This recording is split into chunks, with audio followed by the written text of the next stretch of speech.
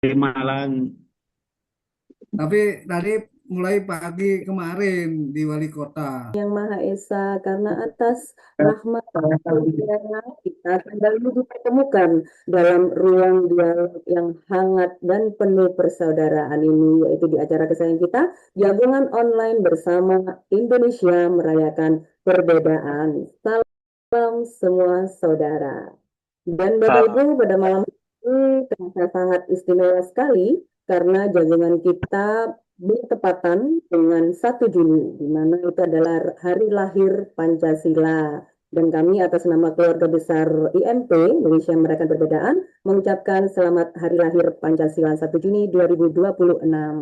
Pancasila bukan sekedar dasar negara yang tertulis dalam dokumen sejarah, tetapi juga menjadi nafas kehidupan bersama yang menjaga keberagaman dan juga mengikat kita dan tidak mungkin kita menjadi seragam, tapi melainkan menjadi satu bangsa yang saling menghormati dalam perbedaan. Dan tak lupa kami juga mengucapkan selamat Hari Raya Waisak bagi saudara-saudara kita agama Buddha yang kemarin sudah merayakan Hari Raya Waisak juga. Dan Bapak Ibu, untuk itu tema malam hari ini yaitu memaknai kembali Bina Ika Tunggal Ika menjadi sangat relevan dan penting untuk kita renungkan bersama. Untuk itu nanti saya akan dibantu oleh moderator kita pada malam hari ini yaitu dengan Bapak Kusno. Ya, selamat malam. Saya ingin menyapa dulu dengan narasumber kita Bapak Wiswanto. Wiswanto ya biasanya dipanggil Bapak Romo Wiswanto SAG MPDH, yang mana beliaunya adalah Sekretaris Bidang Keagamaan dan Spiritualitas IPHDI Pusat Jakarta. Selamat malam, Om Swastiastu, Pak Miswanto. Selamat malam. Senang sekali bertemu kembali ya di acara Jagungan IMP. Dan selamat malam Pak Kusno, moderator kita pada malam hari ini. Selamat malam, Bu Wulan. Ya, baik. Bapak Ibu, langsung saja, semoga melalui jagongan online IMP Mati ini kita tidak sekedar berdiskusi, tetapi kita kembali mempererat persaudaraan lintas iman ini dan juga kembali memupuk kesadaran kebangsaan dan kemanusiaan agar Bhinneka Tunggal Ika tidak berhenti sebagai semboyan di lambang saja, melainkan bisa kita implementasikan di hidup kita sehari-hari. Baik, langsung saja saya panggil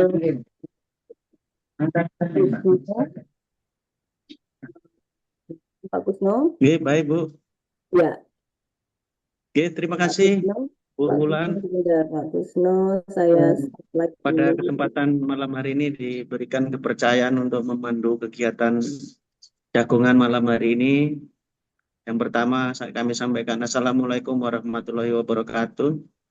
Namo Buddhaya, Om Swastiastu, Witokeng, salam sejahtera, salam kebajikan, rahayu, dan salam semua saudara. yang semua saudara.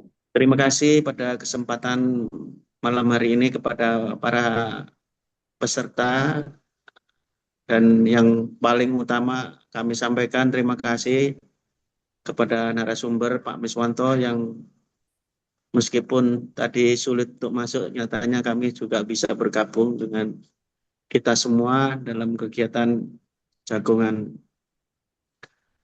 Yang kami hormati kepada penanggung jawab Pak Junarto dan Pak Ustadz Saiful Aminuddin, kami terima kasih diberikan kesempatan dari perwakilan umat Hindu yang pada malam hari ini bisa bergabung bersama, dan juga motivator kami dari Profesor Newman, ada Pak Dewa dan ada Pak Kedut Kotra.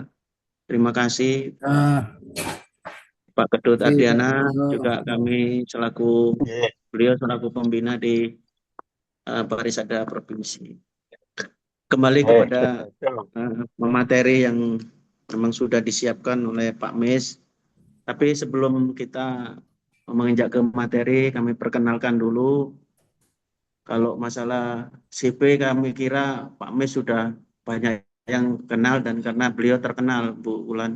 Iya, Jadi sudah beberapa kali di IMP. iya, sering kali sudah ada beberapa kali beliau itu tampil dimanapun juga. Jadi ya Pak Mis itu biasa dipanggil Romo Miswanto atau Romi istilahnya di istilah beliau itu. Oh, Pak Romi. Romi official. Dan terkait dengan apa yang beliau nanti sampaikan, yaitu kembali mengingat kepada Bhinneka Tunggal Ika. Jadi kami berharap dengan adanya kondisi keprihatinan bangsa yang ya kami anggap ini adalah sebuah perjuangan yang barangkali kita semua untuk bisa memikirkan bagaimana kita sebagai bangsa, anak negeri yang terpanggil untuk selalu membina dan memberikan wawasan kepada generasi muda, tentunya tidak lepas dari kiprah kita semua yang nantinya akan bisa menjadi sebuah peninggalan yang baik. Sebagai pembuka itu barangkali yang bisa kami sampaikan. Selanjutnya kami persilakan untuk Pak Miswanto atau Romo Miswanto, meskipun usia masih muda tapi pengalaman luar biasa beliau. Om Swastiastu Pak Miswanto, Romo Miswanto. Om Swastiastu, Pak Kusno. Oke, kami persilakan Romo untuk menyampaikan Suara saya bisa materi didengar Pak pada. G? Sudah jelas? Jelas, Bapak? Bisa didengar suara saya? Ya. Oke. Jelas, Romomis, jelas. Jelas. Oke. Ya, jelas, Romomis. Oke, terima Lanjut. kasih. Sebelumnya saya mengucapkan salam Om Swastiastu. Swastiastu. Assalamualaikum warahmatullahi wabarakatuh. Shalom, Namo Buddhaya. Wedek Tiongtien, salam kebajikan rahayu. Salam semua saudara Salam yang semesta. saya hormati, Bapak Ibu para tokoh agama dari Islam, Kristen, Katolik, Konghucu, Buddha, dan teman-teman tokoh-tokoh agama dari Hindu, para peserta jagongan IMP yang saya hormati juga.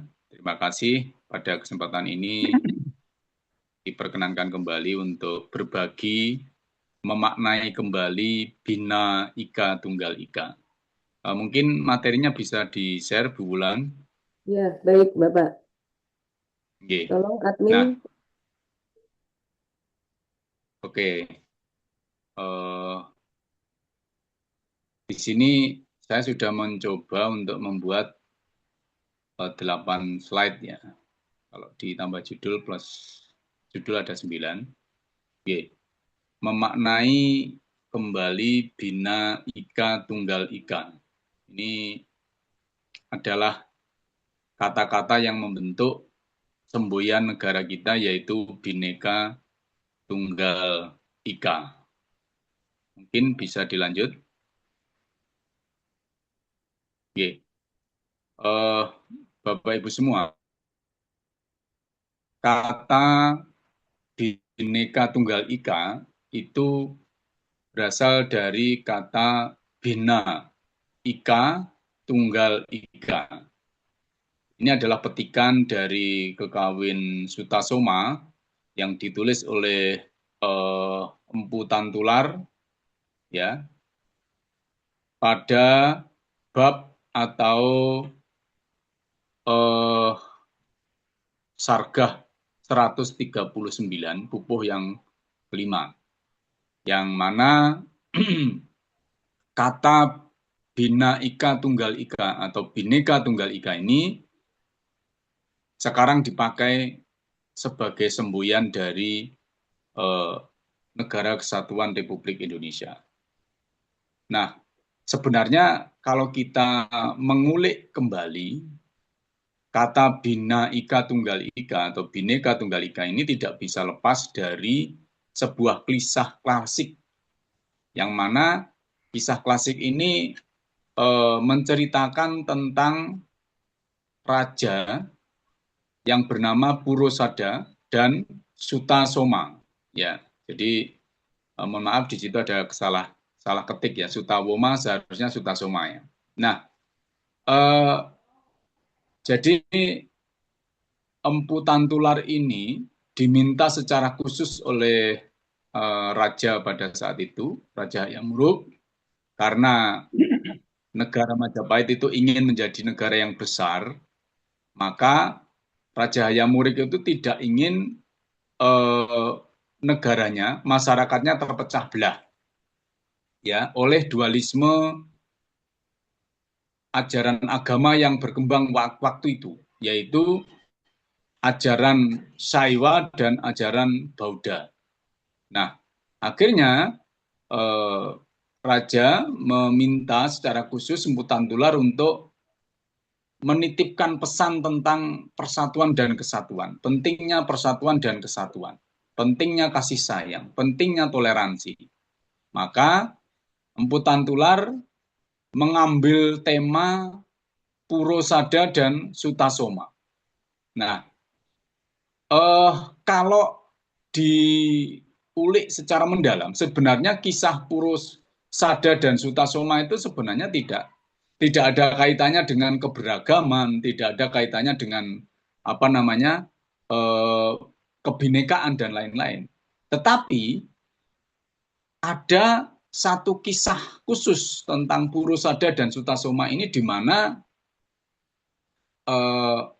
yang awalnya Puro Sada itu adalah diceritakan sebagai seorang raja yang kemudian karena kutukan dia memakan manusia. Nah, kemudian itu karena dia sudah disembuhkan oleh musuh, oleh Batara Kala, maka Batara Kala meminta Puro Sada. Singkatnya, Batara Kala itu meminta Puro Sada supaya mengaturkan raja-raja yang sejumlah 100 raja. Nah, ketika Batara Kala mendengar tentang Sutasoma, maka Batara Kala justru meminta supaya Puro Sada itu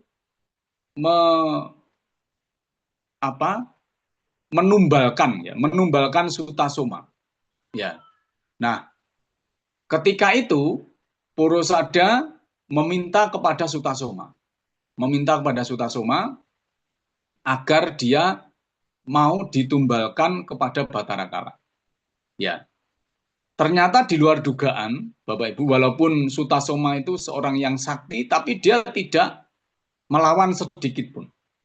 Sutasoma dengan kasihnya, dia mengatakan kepada Puro Sada, kalau memang demikian, sebaiknya yang 100 raja yang kau mau korbankan kepada Batara Kala itu kamu bebaskan. Gantinya, aku siap untuk engkau korbankan kepada Batara Kala. Nah, perlu diketahui Bapak Ibu, bahwa di dalam cerita ini, kisah ini, Puro Sada itu menganut ajaran Saiwa, sementara Sutasoma itu menganut ajaran Bauddha. Nah, ketika mendengar bahwa Sutasoma itu menyerahkan dirinya dengan penuh kasih sayang, dia ingin menjadi tumbal sebagai ganti dari raja-raja yang ditawan oleh Puro Sada.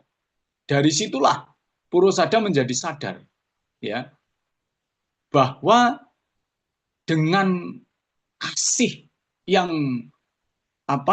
diberikan oleh Sutasoma kepada para raja itu untuk menggantikan dengan nyawanya, ini luar biasa.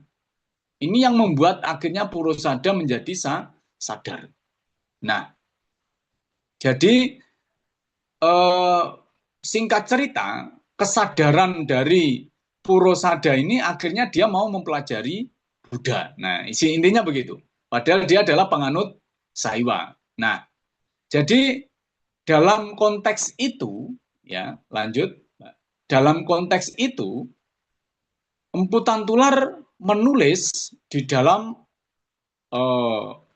Kekawin Sutasoma, ya, 139 ayat 5 atau Pupuh 5, di sana disebutkan, Roaneka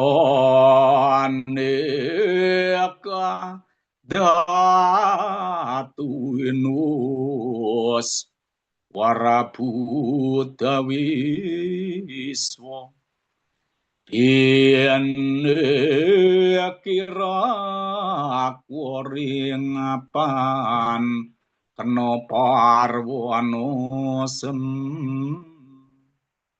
mangkon cina tua kalawan siwatatwa tunggal Bhinneka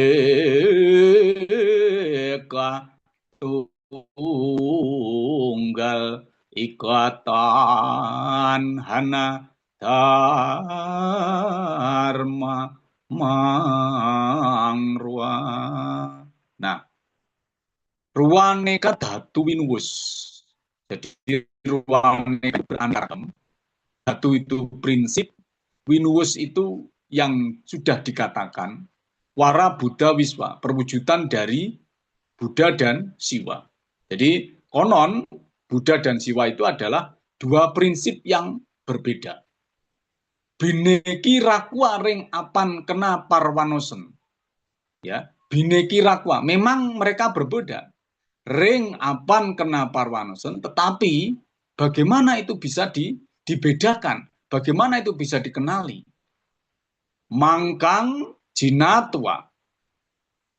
Sebab kebenaran yang demikian itu, kalawan siwa tatwa tunggal.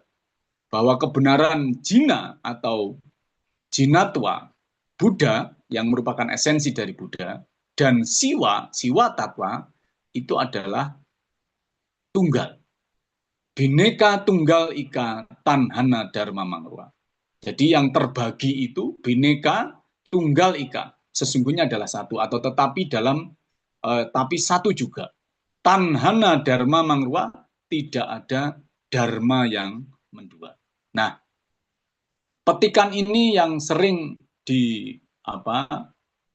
kutip oleh banyak para pujangga, banyak para penulis, sehingga Bung Karno pun ya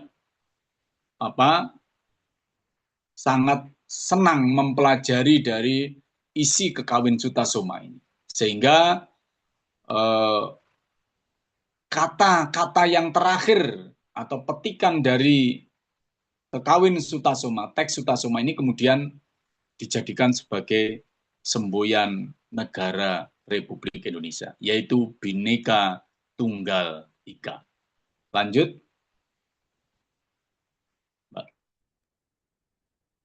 Silakan. Nah, jadi sebenarnya teks ini tidak berdiri sendiri, ya. Jadi teks ini ada 12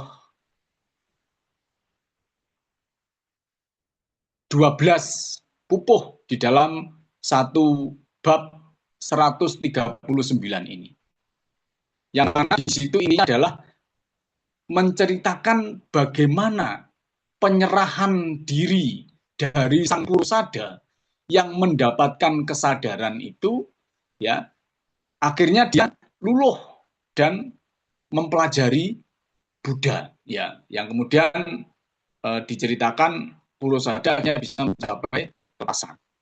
Nah, Bapak Ibu dan para peserta jagongan online, jadi sebenarnya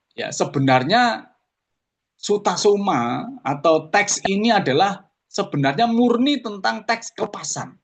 Ya, teks kelepasan. Sebenarnya teks ini murni tentang bagaimana manusia itu bisa mencapai kelepasan, filsafat. Ya, filsafat isinya penuh dengan muatan-muatan filsafat. Nah, tapi karena ada kata-kata yang di situ nampak sangat indah disisipkan oleh emputan tular supaya agama Buddha atau aliran Saiwa dan Buddha yang berkembang di Majapahit pada saat itu bisa rukun, ya, bisa rukun. Ya, yang merasa aliran Siwa dia tidak merasa bahwa dia itu yang paling tinggi atau yang paling baik. Sementara aliran Buddha juga tidak merasa bahwa dia itu direndahkan. Nah, ini tujuannya, ya. Tujuan dari emputan tular menyusun dari kitab Sutasoma ini atas pesanan dari Raja Yamwuruk waktu itu.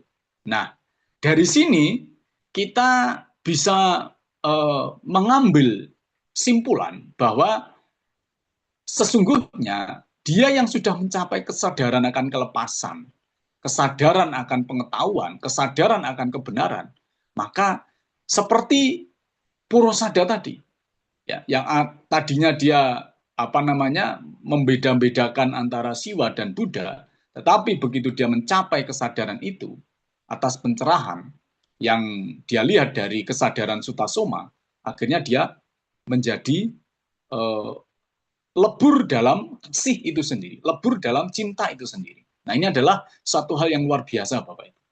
Nah, itu disebutkan di dalam teks Sutasoma. Ya, kalau saya ceritakan secara keseluruhan, itu tidak bisa habis sampai 7 hari 7 malam mungkin. Ya, mungkin lain kali khusus kita membahas Sutasoma tentu akan sangat menarik sekali. Lanjut. Nah,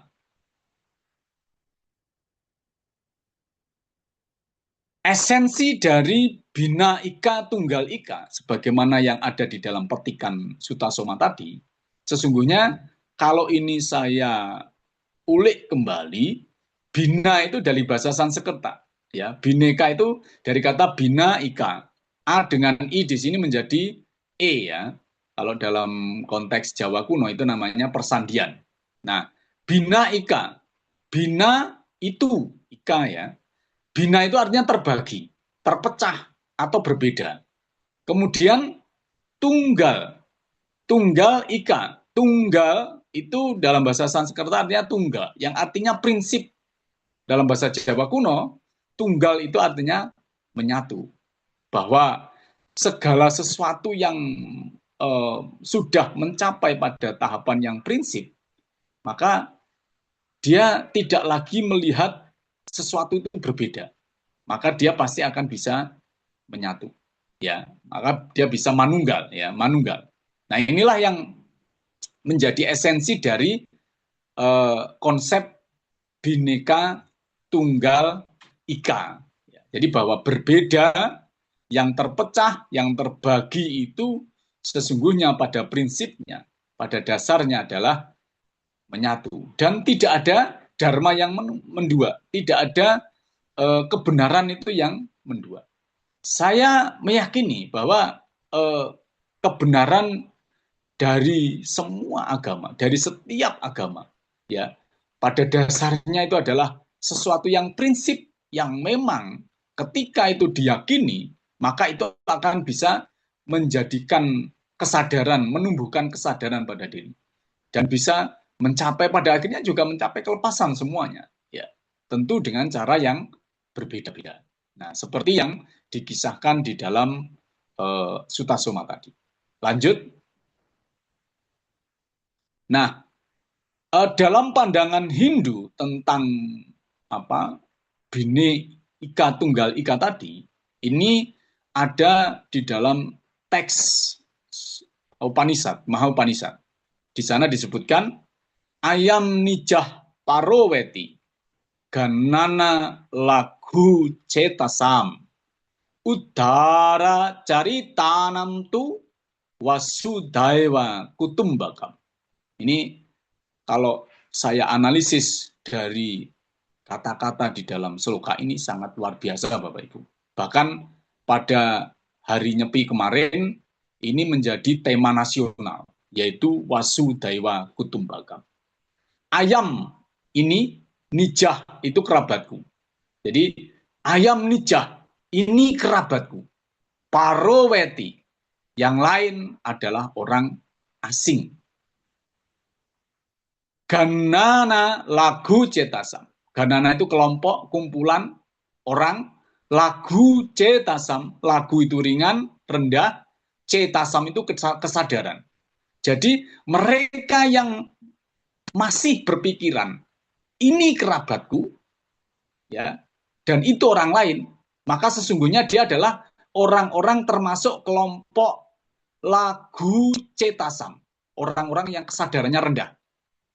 Tetapi udara cari tanam tu, tetapi bagi mereka yang termasuk udara carita, kelompok orang-orang yang mulia, akan berpikiran wasudaiwa kutumbakam. Seluruh dunia adalah keluarga. Nah, jadi dalam konteks ini Bapak Ibu, apa yang diajarkan oleh Sutasoma tadi, sesungguhnya adalah dia melihat semua raja-raja itu adalah saudaranya. Bahkan ketika dia mau dikorbankan sebagai tumbal, Sutasoma tidak rela. Dengan penuh kasih, dia menawarkan dirinya sendiri untuk menjadi apa? Untuk menjadi tumbal bagi seluruh raja-raja yang ditawan tadi. Ini tentu juga mungkin mengingatkan kita, kalau mungkin dalam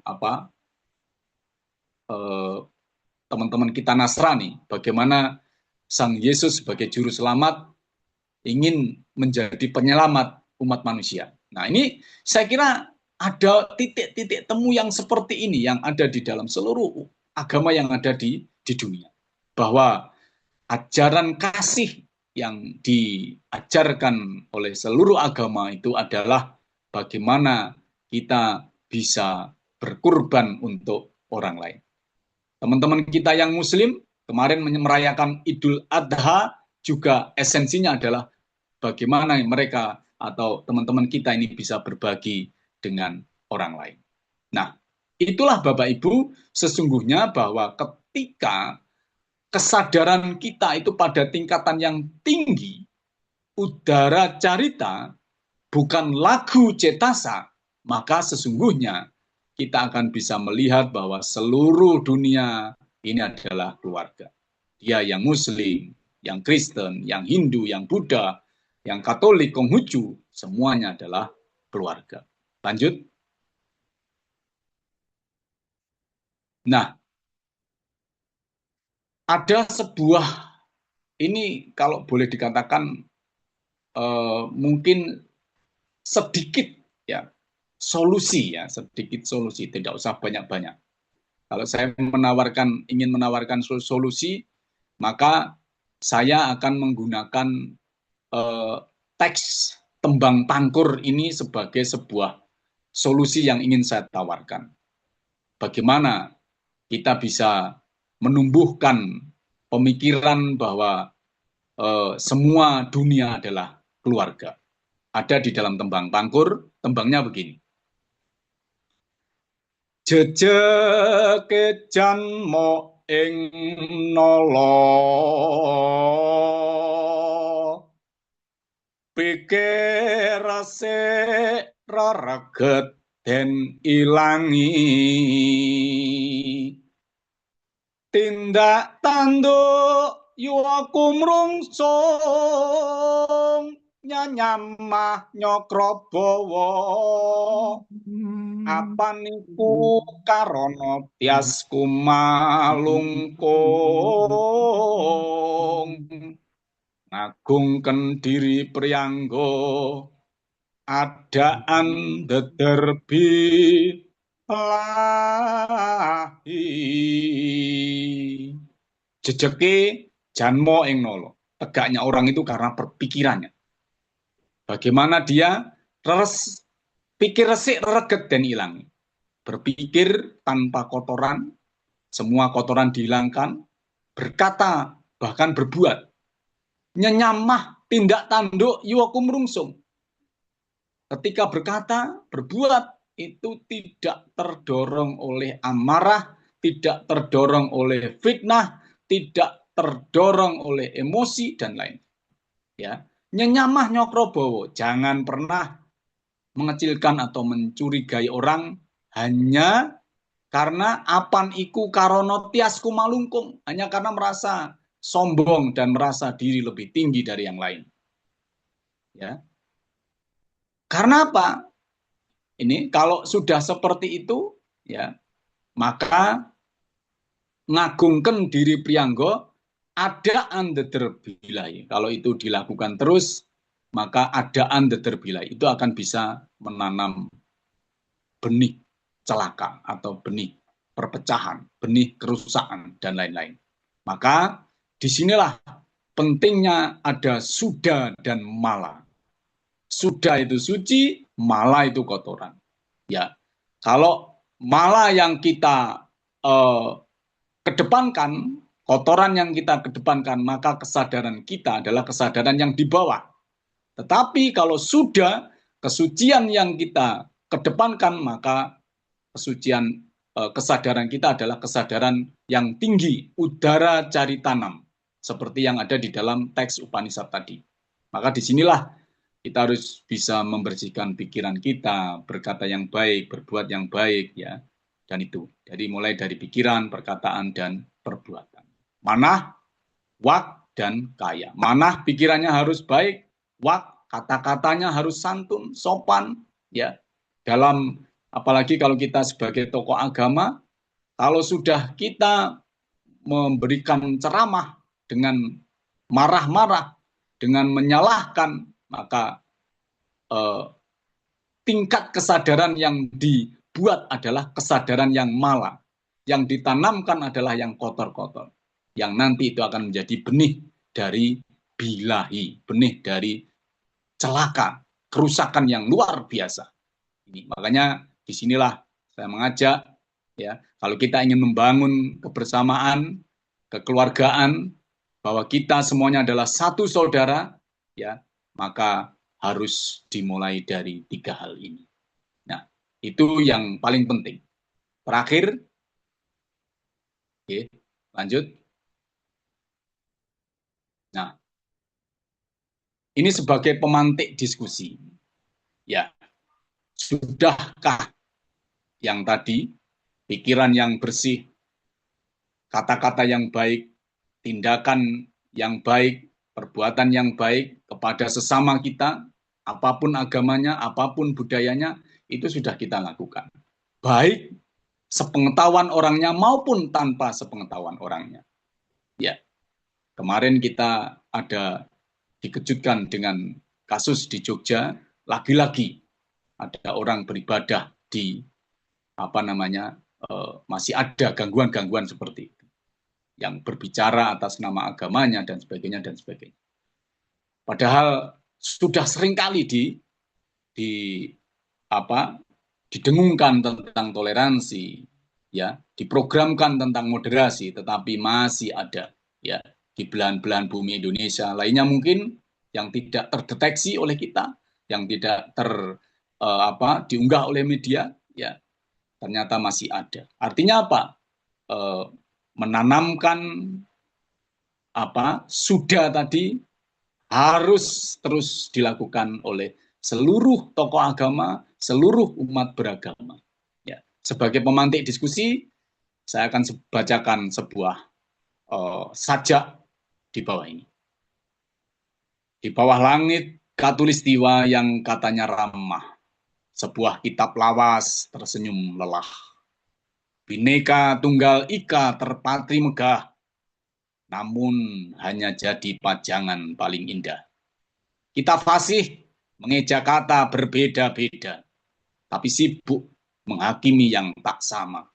Kita lantang berteriak tetap satu jua, namun dinding ego masih berdiri angkuh di dada.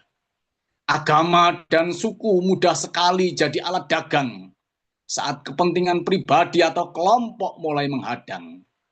Suara lantang keadilan terasa semakin sumbang, menindas mereka yang dianggap berseberang.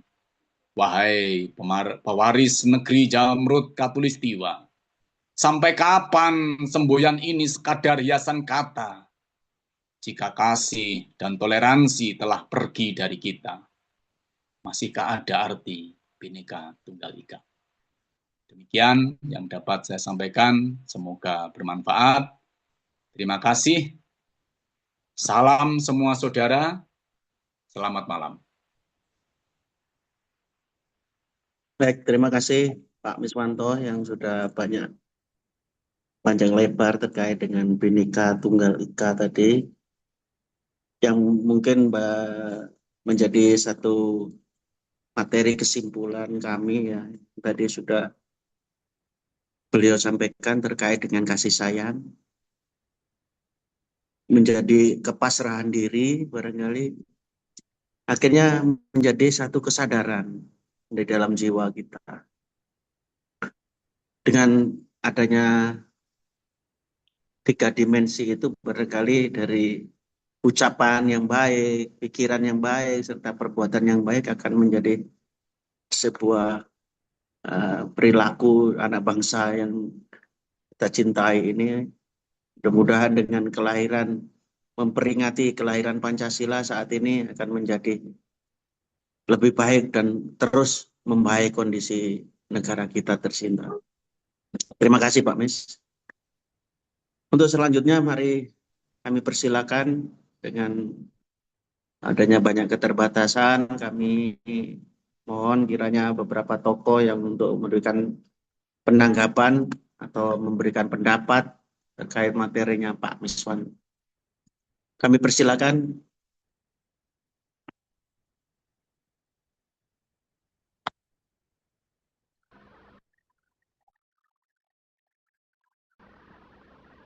Dipanggil aja Pak Wisnu, salah satu Minta tokoh. aja masing-masing agama Pak Kusno. Kan biasanya sudah ada Namanya namanya. Pak Wisnu. Ya diberi nama biasanya. Ya, mungkin dari Konghucu dulu ya, Pak Kusno, tokoh penanggap dari agama Konghucu dengan Wense Junarto. Silakan. Ya, baik. Terima kasih waktu yang diberikan Pak Miswanto dan Pak Widianti. Salam semua saudara.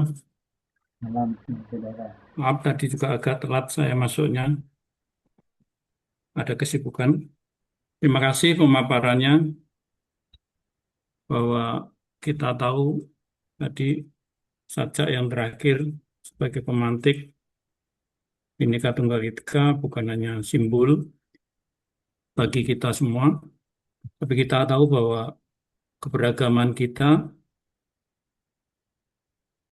yang terdiri dari berbagai suku, agama, ras dan budaya serta bahasa daerah-daerah masing-masing menyatukan kita menjadi satu di Indonesia ini. Juga kesatuan yang utuh menegaskan bahwa kita semua memang beraneka ragam. Ini terbukti bahwa kita dapat berkumpul dalam Zoom ini lintas agama.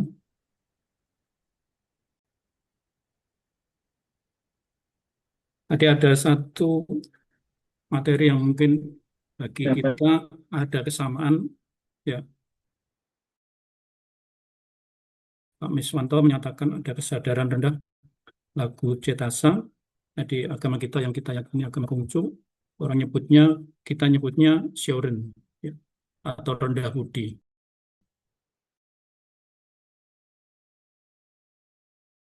Ya.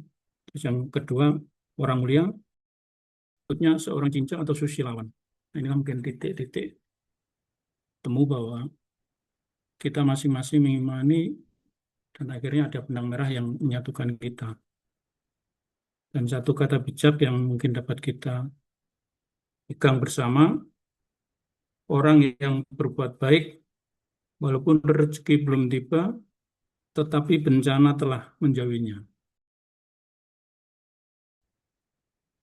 Orang yang berbuat jahat, walaupun bencana belum tiba, tetapi rezeki telah menjauhinya.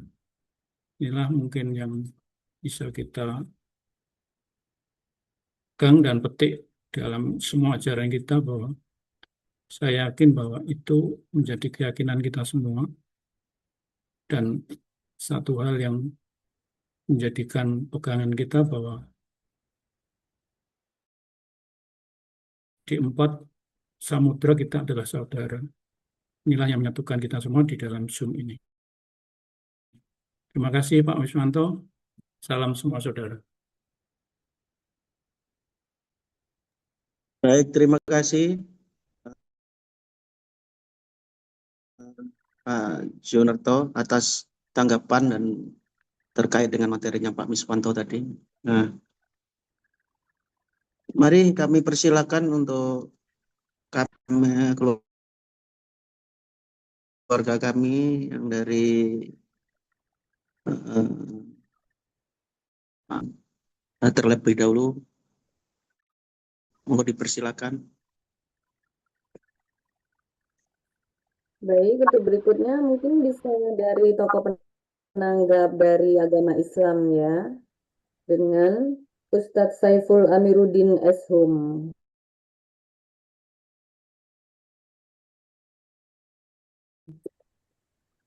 Kepada Baik, terima kasih beliau sebelumnya. dipersilakan. Assalamualaikum warahmatullahi wabarakatuh.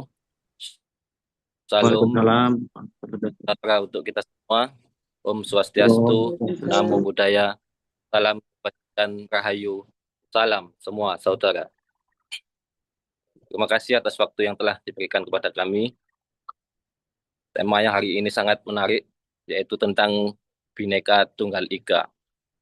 Membahas tentang Bhinneka Tunggal Ika tentunya tidak terlepas dari Pancasila, yang mana pada hari ini tadi telah kita rayakan kelahirannya, dan kami ucapkan juga kepada saudara kami agama Buddha yang telah merayakan Hari Raya Waisak. Baik, terima kasih. Kita semua tahu bahwa Pancasila merupakan ideologi dari bangsa negara kita. Pancasila hanya bisa dipahami oleh para tokoh-tokoh agama atau para tokoh lintas iman yang telah memiliki keimanan sempurna, atau yang menyampaikan itu telah sampai pada hakikat beragama. Ia tidak mendukung hanya kepada satu golongan, satu kelompok. Jika di negara kita mempunyai Pancasila, maka Buya Nizam itu mempunyai Pancasalik, yang mana yaitu pertama, langgengkan istighfar, zikir, dan sholawat. 2. Ringankan beban dengan doa, sedekah, dan tirakat. 3. Hindari fitnah, hampiri fitrah. Yang keempat, bergegaslah kembali ke jalan Tuhan dan raihlah ridhonya. Kemudian, leburkan pengakuanmu ke dalamnya dan berusahalah menjadi insan paripurna. Dari sini, saya akan sedikit mengupas tentang hakikat istighfar, yang mana kita sebagai manusia tidak lepas dari kesalahan, yaitu kita mengaku salah kepada Tuhan dan kepada sesama. Artinya dari sinilah tumbuh sifat rendah hati. Kemudian hakikat zikir, yaitu cinta, dan hakikat sholawat, yaitu kasih. Jika belum bisa atau belum melanggengkan sifat rendah hati, cinta kasih, maka mustahil ia bisa menjalankan ketuhanan yang Maha Esa. Sebagaimana yang difirmankan dalam surat Al-Quran, yaitu sesungguhnya kami perempuan, kemudian kamu jadikan berbangsa-bangsa dan bersuku-suku agar kamu saling mengenali. Artinya yaitu perbedaan itu sudah semestinya menjadi rahmat bagi kita, tidak untuk dipertentangkan.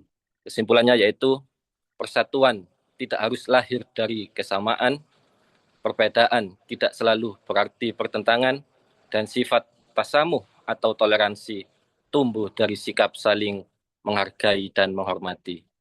Mungkin itu yang bisa kami sampaikan. Kurang lebihnya kami mohon maaf. Assalamualaikum warahmatullahi wabarakatuh. Salam semua saudara. Salam semua saudara. Salam semua saudara. Terima kasih Pak Ustadz atas pemaparan tanggapan materi yang sudah diberikan kepada kami. Terima kasih sekali lagi. Untuk selanjutnya kami persilakan dari tokoh penghayat dan kepercayaan ya Pak Janurian Haryanto. Kami persilakan Pak Har. Barangkali sudah siap untuk memberikan tanggapan pada malam hari ini. Sebentar. Kok ditutul hilang kan nih. Ya, Pak, Habib persilakan. Salam semuanya. Salam semua saudara. Salam semua saudara. Ya, terima kasih. Matur nuwun, terima kasih atas pemaparan dari Romo Miswanto yang telah memaparkan makna makna arti dari Bhinneka Tunggal Ika tadi. Terima kasih atas penjelasan dan keterangannya. Di sini saya lebih menyoroti yang saya kenal saat ini tentang Bhinneka Tunggal Ika itu. Yang mana saya sangat merasa prihatin sekali. Karena kesaktiannya ini apakah sudah luntur? Seperti itu. Karena dalam pengamatan kami sudah ini kehilangan sila 1 dan sila kedua.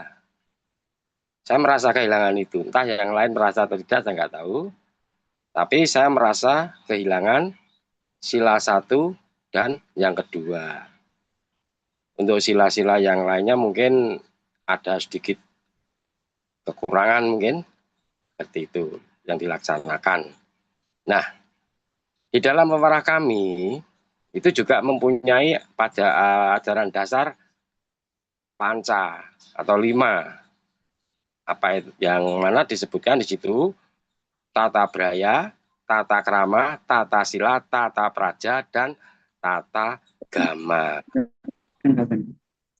Nah, di sini maka sering saya ini ngobrol dengan rekan-rekan itu, saya sering ngobrol bahwa antara agama dan ketuhanan itu suatu hal yang sangat berbeda.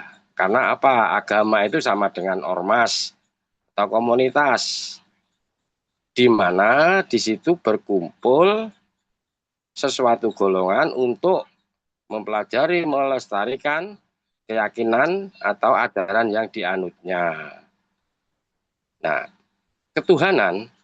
Nah, di sini ketuhanan, apa yang harus dilakukan?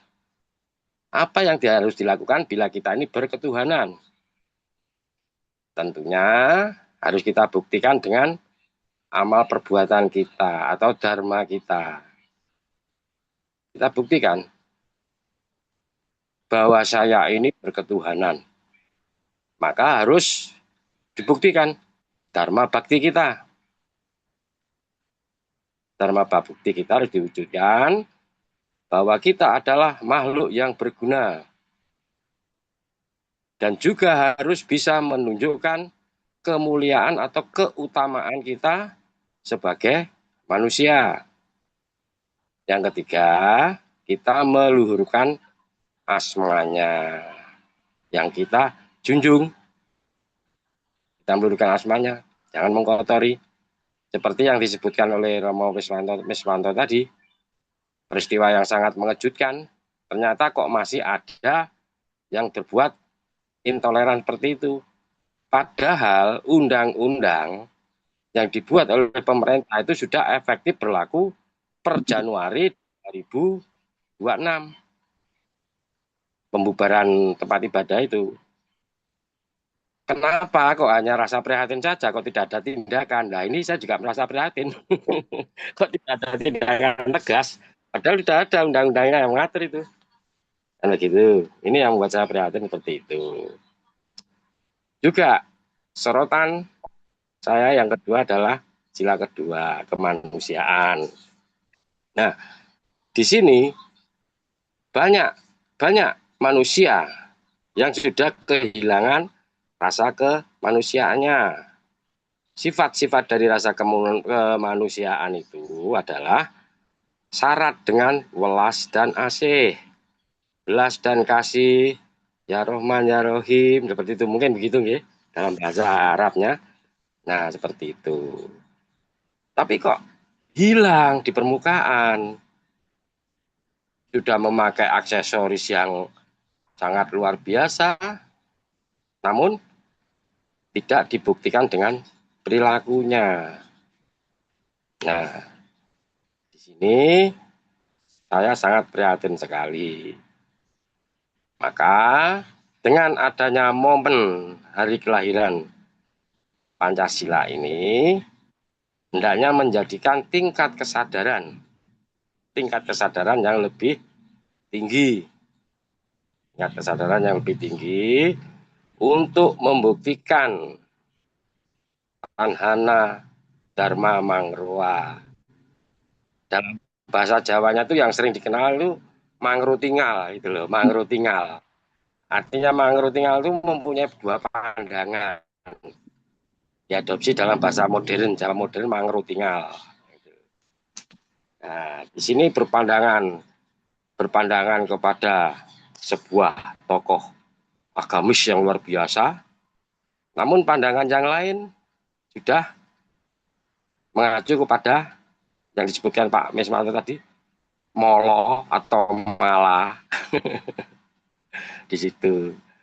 Nah, maka dari itu dengan adanya momen ini, mari kita kembali ke ideologi bangsa dan negara ini. Sekian dan terima kasih. Waktu saya kembalikan kepada Bapak Moderator. Salam semua saudara.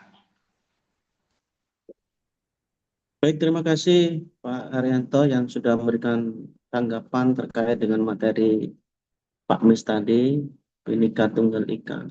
Untuk memaknai kembali, mari kita ya lagu prihatin, mungkin malah-malah atau hal yang buruk bisa menjadi parisuda. Baik, selanjutnya akan kami panggil penanggap berikutnya dari agama Buddha, dan kami sebelumnya sampaikan selamat Hari Raya Waisak. Untuk itu kami persilakan Bante Tejapuna Mahathera. Kami persilakan Bante.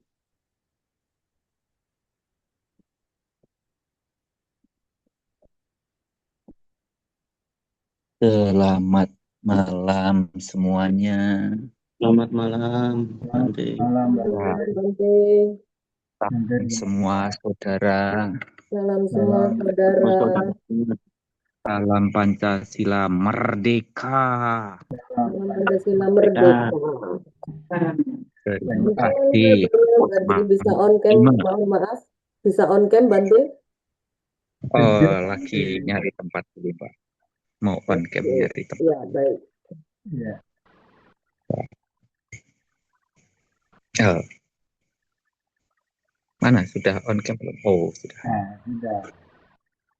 Terima kasih kita dikasih kesempatan untuk malam hari ini untuk ikut nimbrung dan bincang-bincang mengenai tentang memaknai kembali Bhinneka Tunggal Ika, di mana kita semuanya tahu ini adalah kata sakti yang harus selalu dijaga, ditanamkan di dalam diri kita masing-masing dan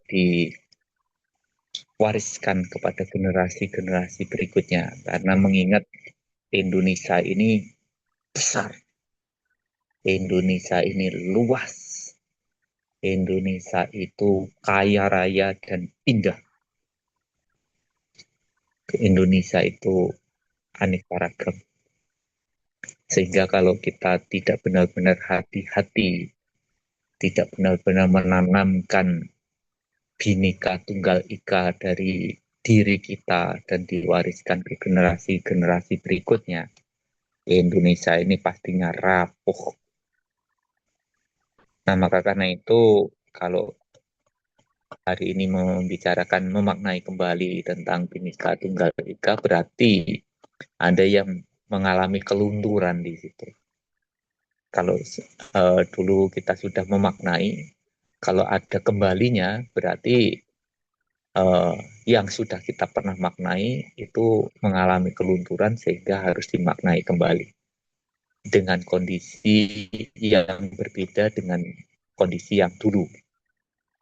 Kalau dulu mungkin kita semuanya sudah mengetahui tidak ada yang pernah mempermasalahkan tentang keanekaragaman, tentang perbedaan, karena kita sama-sama mengalami penderitaan karena penjajahan. Sehingga karena itu tidak ada yang mempermasalahkan beda suku, adat, budaya, bahasa, agama, warna kulit, dan lain sebagainya gitu ya. Kita menyatukan satu tekad, satu niat, bahkan istilahnya itu hidup ataupun mati. Kita mau merdeka atau mau mati, begitu. Bisa dibilang pertaruhannya demikian, antara hidup dan mati untuk merdeka. Sehingga karena itu walaupun ilmunya serba nekat dengan keterbatasan yang ada, tapi karena memiliki wawaler yang ditanamkan di dalam jiwa-jiwa semangat 45, akhirnya kita bisa menang, bisa mengusir para penjajah, sudah merdeka. Nah, sehingga permasalahannya berbeda. Kalau dulu harus angkat senjata, meninggalkan keluarga, mengorbankan harta, dan bahkan nyawa. Kalau sekarang tidak harus demikian. Tapi ada hal yang harus kita perjuangkan lebih lanjut dari cita-cita kemerdekaan ini. Karena bukan hanya kita menikmati hasil perjuangan dari pendahulu kita, dari pejuang-pejuang terdahulu kita, tapi kita harus benar-benar melanjutkan perjuangan mereka. Dan tentu ini semuanya peran kita semua, ya. Jadi sesuai dengan bidang kemampuannya masing-masing untuk mengisi kemerdekaan yang telah diperjuangkan oleh pendahulu untuk menuju pada tujuan tercapainya keadilan sosial bagi seluruh rakyat Indonesia. Nah, kalau kita hanya mengacu kepada Bhinneka Tunggal Ika, berbeda-beda tetapi tetap satu juga, saya rasa tidak ada permasalahan yang bisa menghalangi untuk Indonesia emas. Tapi kalau berbeda-beda, ya tetap berbeda-beda. Artinya kita tidak benar-benar menjadi satu tujuan, melangkah bersama, dan semuanya ingin sendiri-sendiri, mempertahankan egonya sendiri-sendiri, kepentingannya sendiri-sendiri, atau kepentingan kelompoknya masing-masing. Yang akan menjadi korban berikutnya adalah tujuan kita. Yang akan menjadi korban berikutnya adalah kesatuan kita, bangsa Indonesia kita. Nah, maka karena itu, mari kita semuanya yang baik tetap dipertahankan, atau bahkan terus ditingkatkan, yang tidak baik itu ditinggalkan. Nah, saya baru saja juga pulang dari mengikuti Indonesia War for Peace yang jalan dari Bali menuju ke Candi Agung Borobudur untuk mengikuti peringatan Trisuci Waisak yang kemarin telah dilakukan tanggal 31 Mei. Ya, di dalam perjalanan ini benar-benar harus istilahnya yang tidak penting, yang membebani langkah-langkah perjalanan kehidupan ini ditaruh, diletakkan, dilepaskan. Tidak ada yang dilekati begitu. Karena kalau kita melekati, menyenangi dan melekati, yang terjadi kita akan kebebanan dari semua barang-barang yang kita anggap penting yang padahal tidak penting.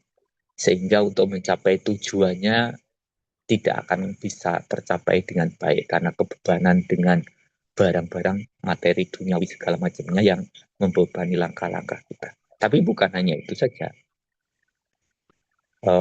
Tentang beban pikiran, tentang keinginan-keinginan, permasalahan-permasalahan yang membebani pikiran kita, ya mau tidak mau harus direlakan sehingga kita benar-benar bisa totalitas untuk bisa memberikan yang terbaik saat ini, melakukan yang terbaik saat ini. Karena bisa dikatakan hidup ini tidak pasti, tapi kematian itu adalah hal yang pasti.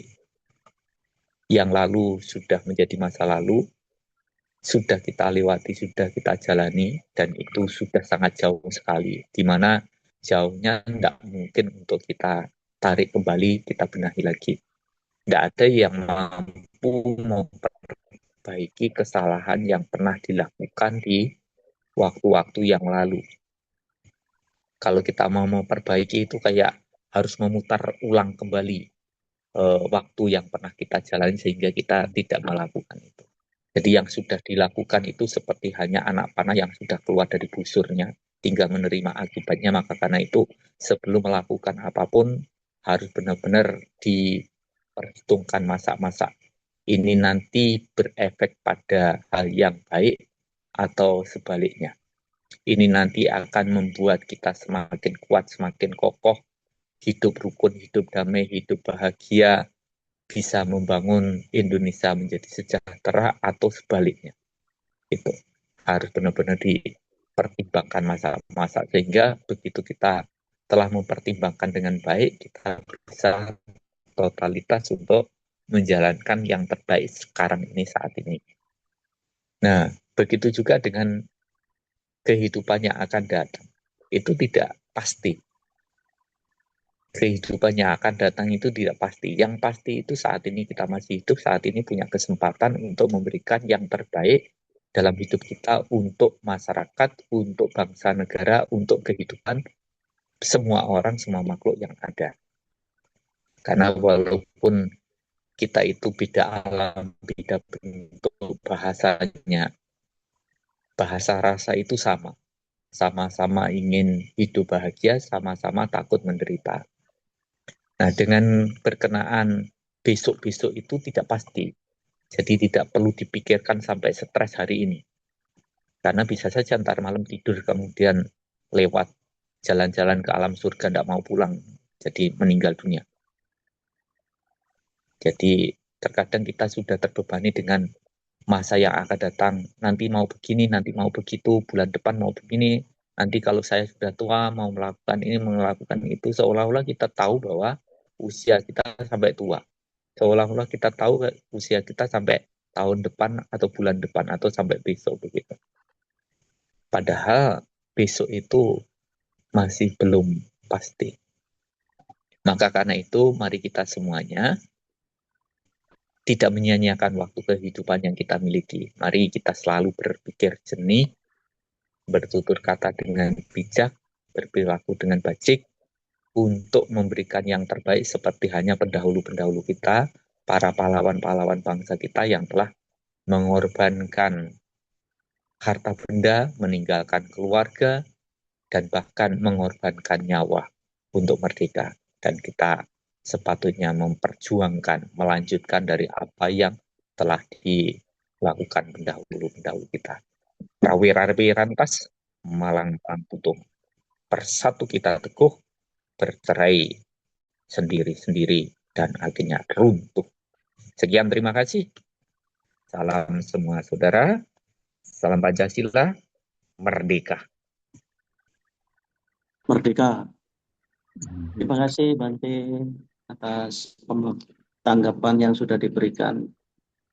Kami berikan apresiasi, sukses dan lancar kegiatan perjalanan suci. Ini respon positif dari semua mengetahui keberagaman. Ternyata oh begini kita ini beragama begitu Bante. Sukses selalu dan sehat. Terima kasih. Jadi di kesempatan ini saya banyak mengucapkan terima kasih kepada semua tokoh lintas agama, tokoh pemerintah dari TNI, Polri, melalui juga Kementerian Agama yang memfasilitasi semuanya dengan baik, dan terutama masyarakat Indonesia yang begitu ramah, menyambut dengan senyuman, dengan keramah tamahan yang luar biasa. Terima kasih. Okay. Semoga Sarwe Sukino Bawantu semua makhluk berbahagia Bante. Satu. Perjuangan untuk menjadi bangsa yang baik ini memang ada satu perubahan yang harus kita lakukan, dan sekecil apapun tindakan ini akan berguna untuk anak bangsa tercinta. Terima kasih Bante. Sami-sami. Bapak Ibu peserta jagongan, kiranya untuk tanggapan kali ini sudah sampai di sini dulu. Untuk selanjutnya sesi diskusi, barangkali ada yang perlu kami berikan kesempatan untuk tanya jawab lah. Paling tidak itu kita akan sharing-sharing bagaimana terkait dengan bangsa kita tercinta. Saya persilakan untuk kita buka dulu sesi diskusi pada malam hari ini. Kami persilakan Bapak Ibu. Ya, bagi Bapak Ibu peserta lintas iman bisa memberikan pertanyaan, kita berdiskusi bersama, bisa dengan cara raise hand atau ketik di kolom chat. Ya, silakan jika ada pertanyaan yang ingin ditanyakan kepada narasumber kita malam hari ini.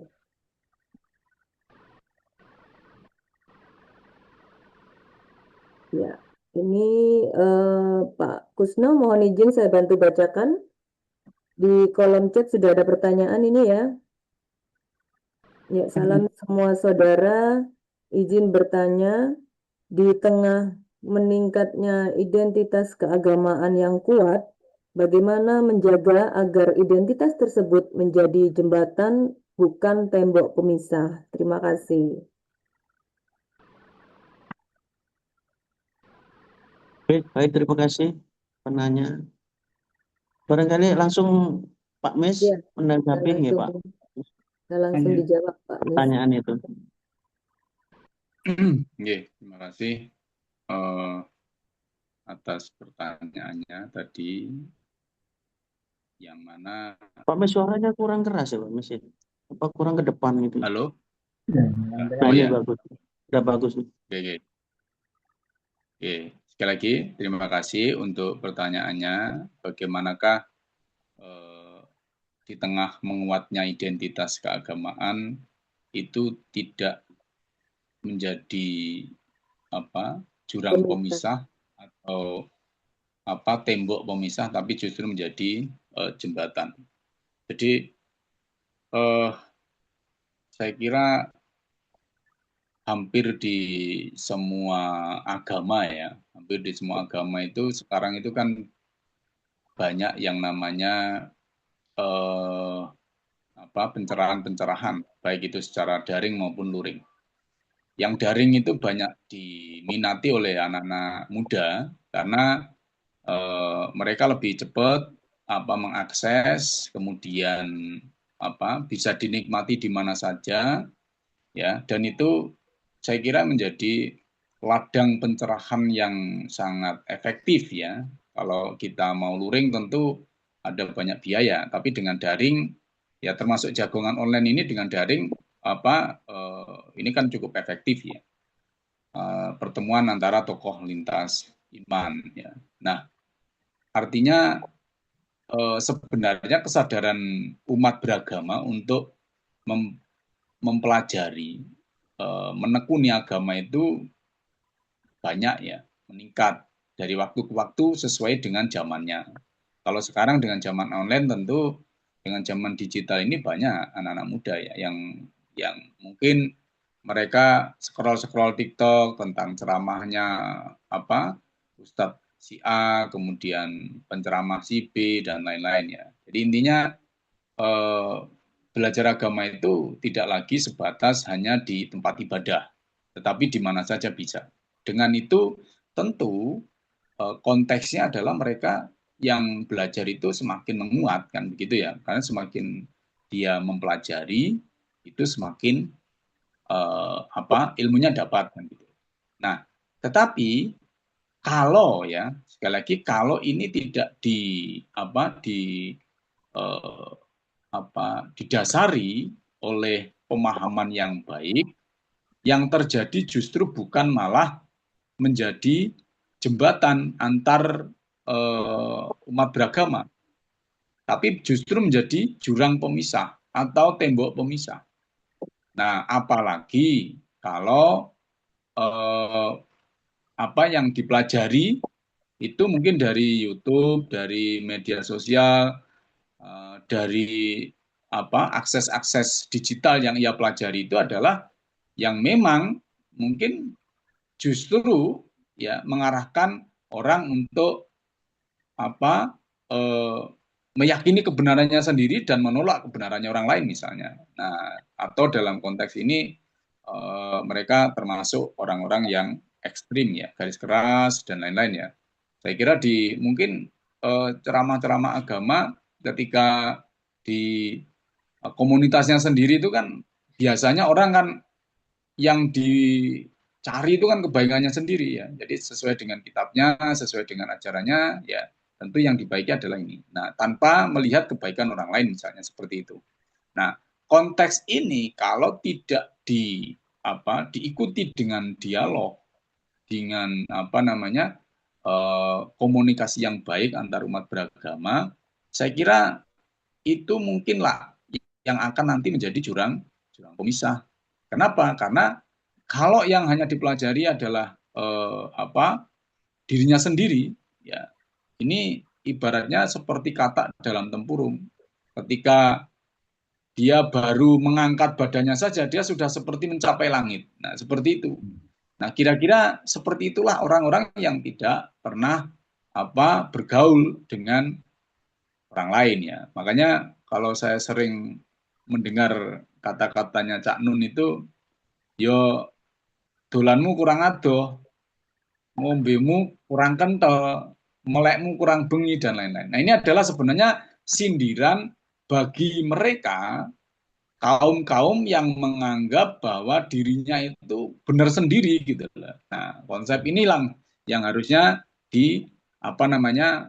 melalui ya dialog tokoh-tokoh agama ini harus selalu terus didengungkan gitu loh. Jadi bahwa mempelajari agama itu penting gitu loh. Mempelajari agamanya sendiri, menguatkan imannya sendiri, ini penting. Tetapi yang juga tidak kalah penting adalah bagaimana kita membangun komunikasi yang baik. Nah, salah satu cara yang sangat-sangat efektif itu adalah dengan dialog antar agama. Dialog itu dalam artian mencari titik temu. Tadi saya sepakat dengan Bante tadi ya, Bante Tejapono, bahwa ketika orang sudah mencapai pada tataran rasa, bahasa rasa itu tidak mengenal agama. Jadi bahasa rasa itu tidak mengenal agama. Agama apapun ketika sudah menyentuh rasa-rasa yang terkait dengan nurani, ya, misalnya ada orang dibunuh tanpa ada alasan misalnya, nah itu saya kira semua agama ketika sudah berbicara tentang rasa itu salah, itu tidak boleh misalnya seperti itu. Nah, tidak usah bicara tentang dalil A, dalil B, tidak usah. Jadi semuanya yang berkaitan dengan hal-hal yang buruk, ya apa yang menjadi norma secara umum itu buruk, saya kira semua agama juga akan sepakat dengan itulah. Nah, inilah yang ketika kita sudah masuk ke dalam relung-relung hati itu namanya bahasa rasa. Dalam konteks Jawa, bahwa tataran sembah, ya tataran sembah itu menurut serat Wulang Reh ada sembah cipto, sembah rogo, sembah cipto, sembah jiwo, dan sembah rasa. Kalau orang hanya bicara pada aturan-aturan agama, dia hanya pada tataran sembah rogo, belum pada tataran sembah rasa. Maka dalam konteks membangun dialog, kita tidak bicara soal aturan dalam agama A seperti ini, aturan dalam agama B seperti ini, ibadah dalam agama A seperti ini, ibadah dalam agama B seperti ini. Tetapi yang jauh lebih penting adalah bagaimana menggali nilai-nilai kemanusiaan yang ada, yang memang juga diajarkan oleh semua ajaran agama. Disitulah nanti akan ada jembatan yang bisa menghubungkan antara Islam dengan Kristen, Kristen dengan Hindu, Hindu dengan Buddha, Buddha dengan Katolik, Katolik dengan Konghucu, Konghucu dengan Islam, dan lain-lain. Jadi semuanya itu nanti akan menjadi satu, seperti kalau di dalam lambang Pancasila itu adalah rantai yang terus terhubung. Nah, kebetulan rantai itu adalah kemanusiaan. Sopo wae sing ngerti marang ilmu kamanungsan sejatine iku sing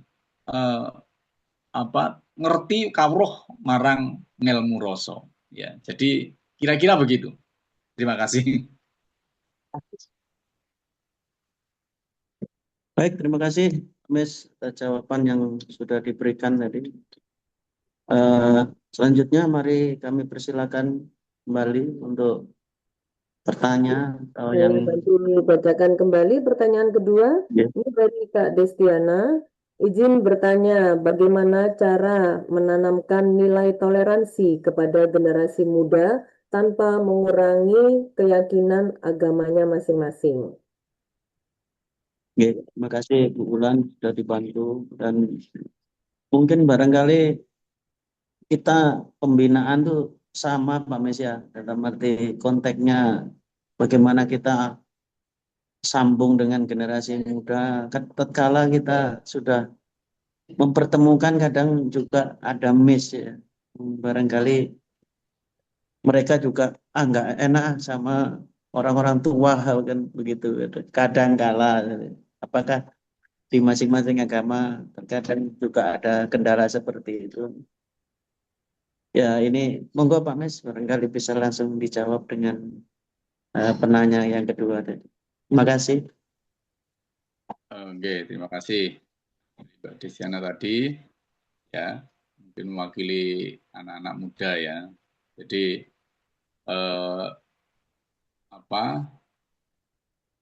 jika pemuda religius namun sulit berkomunikasi dengan kelompok yang berbeda. Menanamkan nilai toleransi kepada generasi muda tanpa mengurangi agama, tanpa mengurangi keyakinan ya. Saya kira tadi sebenarnya kalau kita tadi mengulik dari teks di dalam Upanishad tadi, menurut kami ya, bahwa orang-orang dengan kesadaran rendah, artinya kesadaran rendah itu termasuk dalam hal pendalaman ajaran agamanya, keyakinannya, dan lain-lain.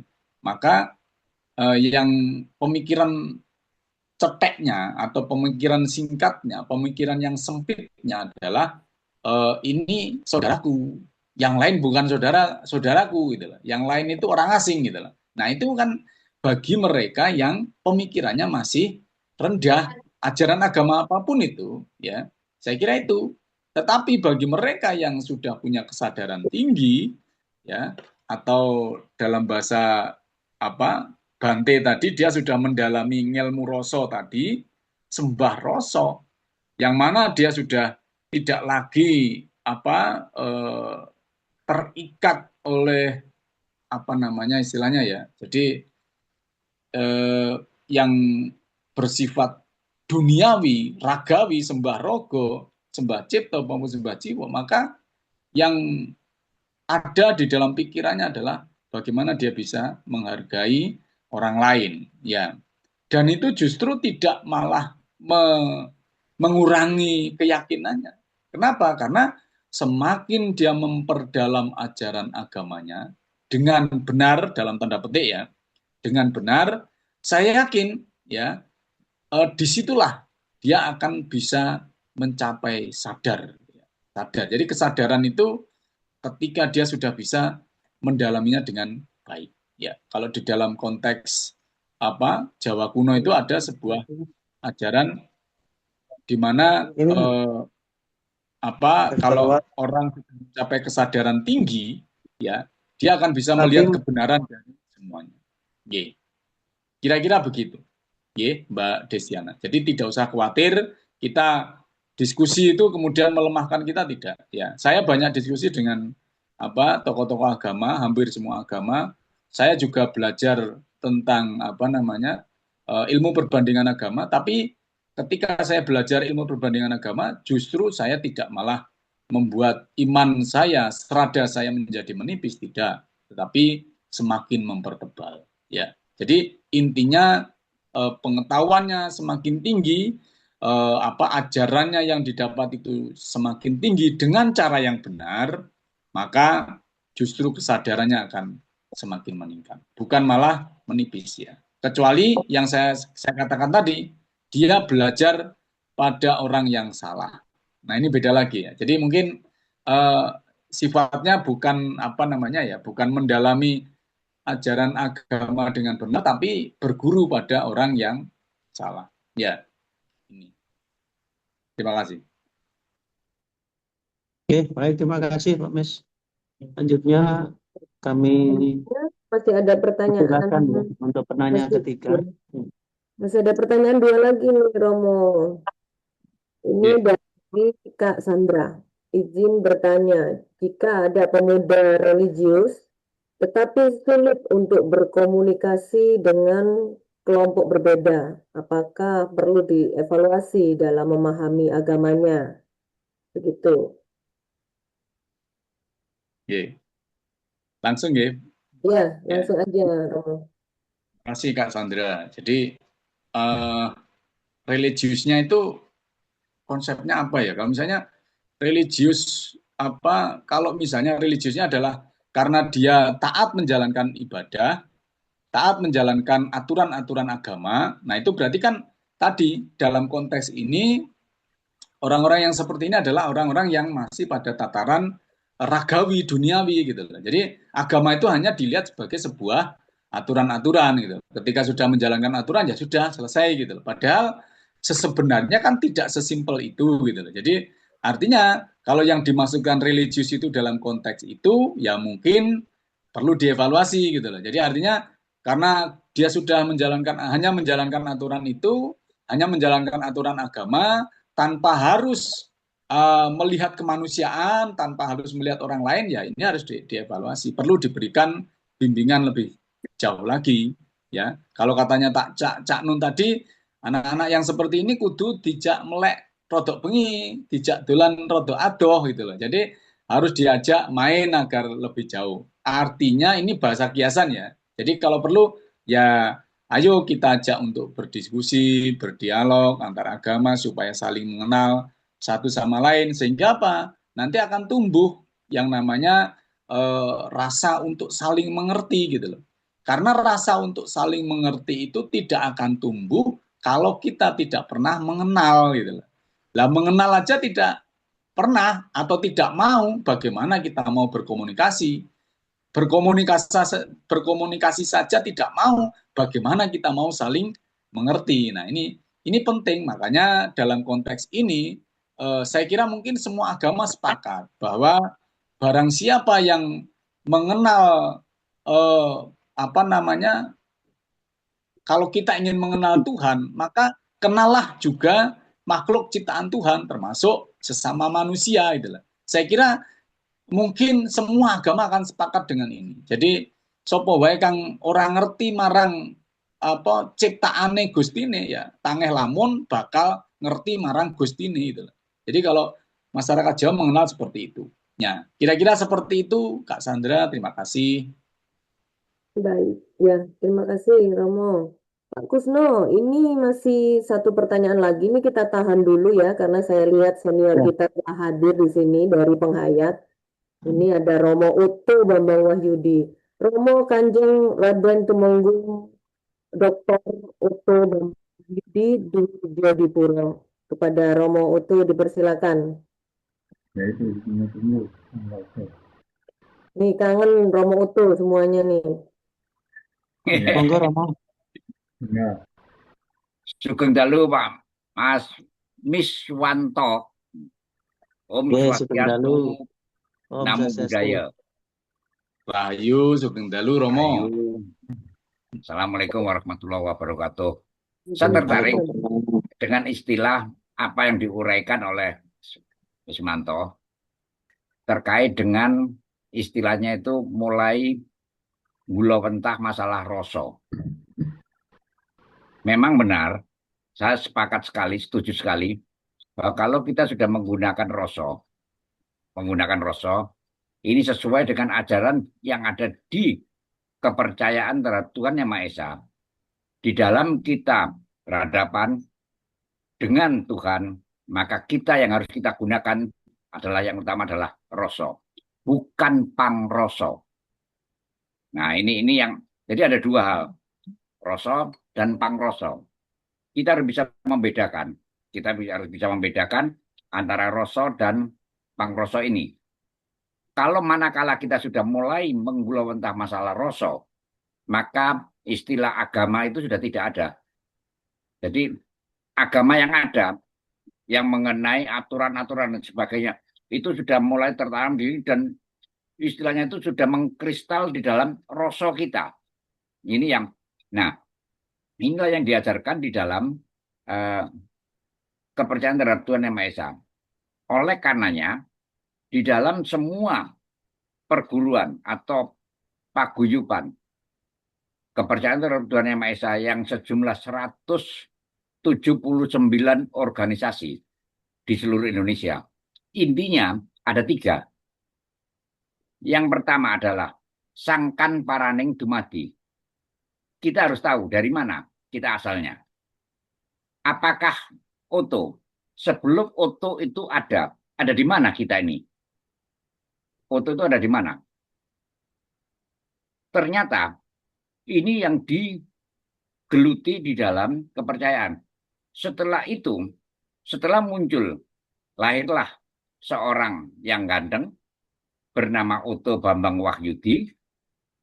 Mulai ada di mana kita? Asal kita dari mana? Apa yang kita lakukan sekarang? Dan kita akan kemana? Setelah kita meninggal, setelah kita mati, kemana jasad kita, roh kita?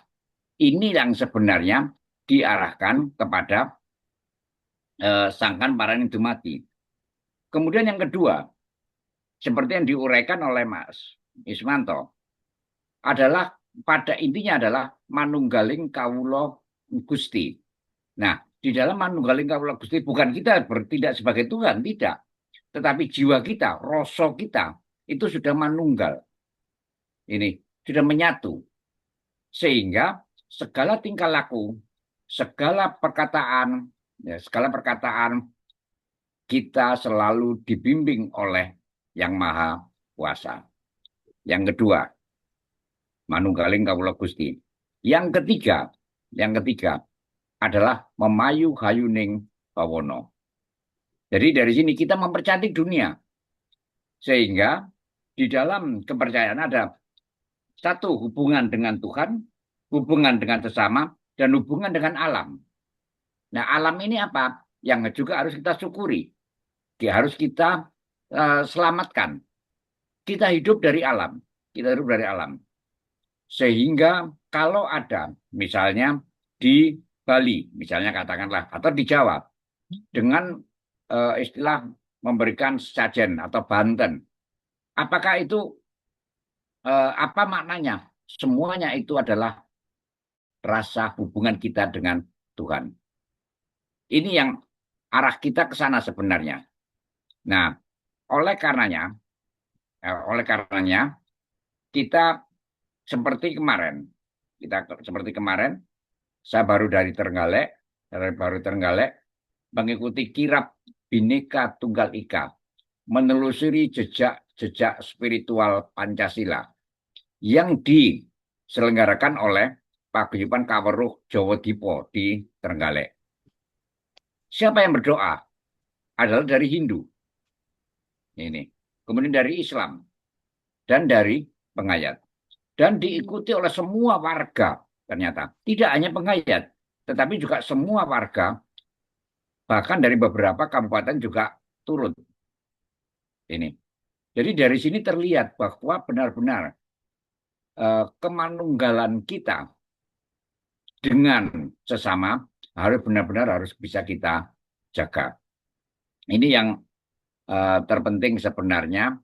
Jadi sekali lagi saya katakan selamat kepada Mas Wiranto. Hanya ada satu yang saya sayangkan, ini Mas Wismanto, apa? Saya terus terang kurang sreg dengan apa yang diuraikan secara letterluck sebelum saya mendapatkan PPT-nya, di-share PPT-nya. Ini yang sebenarnya saya harapkan.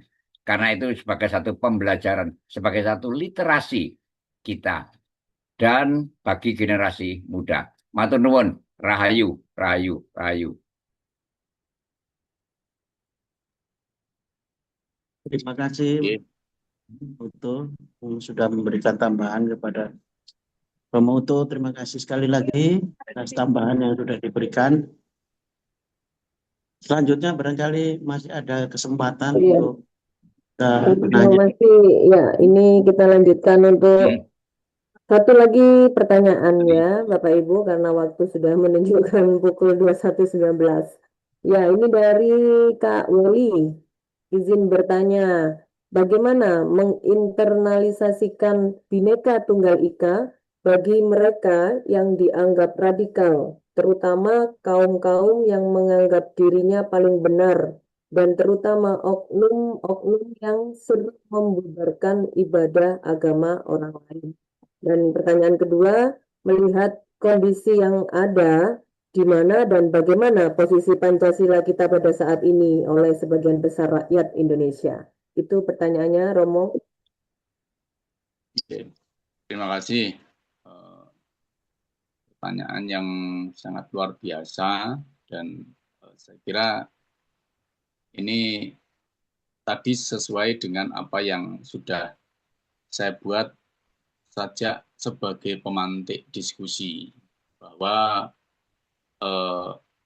masihkah perlu arti persatuan kalau ternyata di tengah perbedaan kita harus saling melontarkan hujatan dan lain-lain.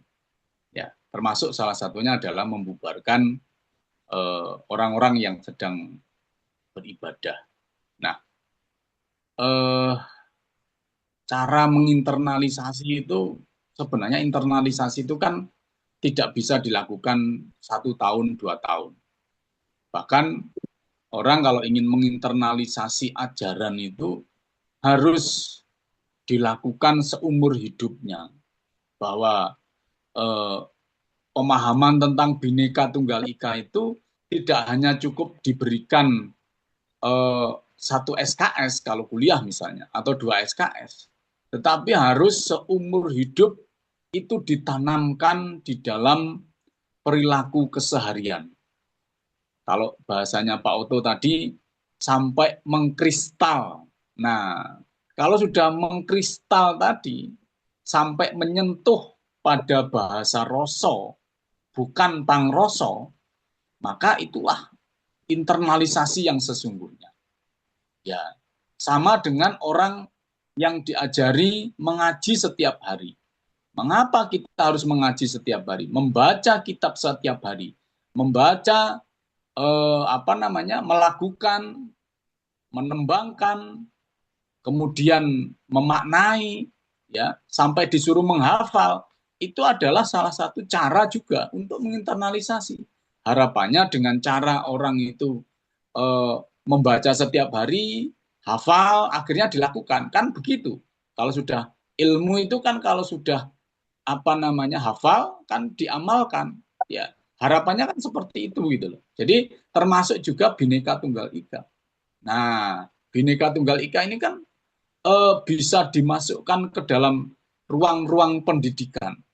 Bhinneka Tunggal Ika itu bisa dimasukkan di dalam ruang-ruang pembinaan umat.